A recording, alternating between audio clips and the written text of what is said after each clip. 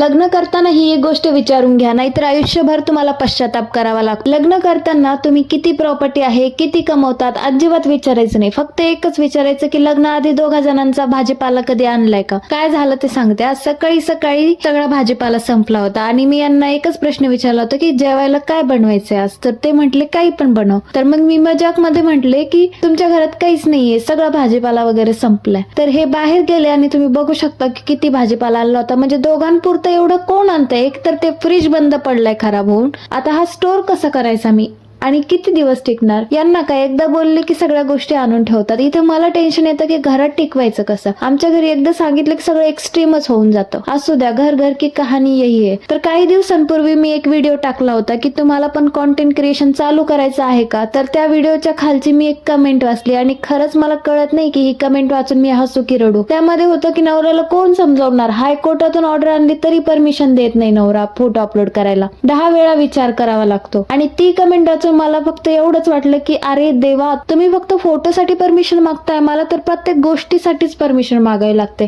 पण खरं सांगायचं झालं तर माझा नवरा डेंजर कमी आणि डिटेल जास्त आहे. कारण कॉन्टेंट क्रिएशनचा स्कोप त्यांना चांगलाच माहितीये. माझ्यापेक्षा जास्त त्यांनाच कळतो. ते स्वतःच फोटोग्राफीचा कोर्स केलेला आहे त्यांनी आणि म्हणूनच शूट, अँगल, लाईट, एडिटिंग सगळ्यांवर त्यांचीच नजर असते. म्हणून मला परमिशन पेक्षा जास्त क्वालिटी चेक द्यावं लागतं. पण खरंच सांगा, तुमच्या घरात पण असं परमिशन डिपार्टमेंट आहे का की मीच एक स्पेशल केस आहे. तर आज पुरते एवढंच. भेटूया नेक्स्ट व्हिडिओ मध्ये. तोपर्यंत फॉलो करायला विसरू नका.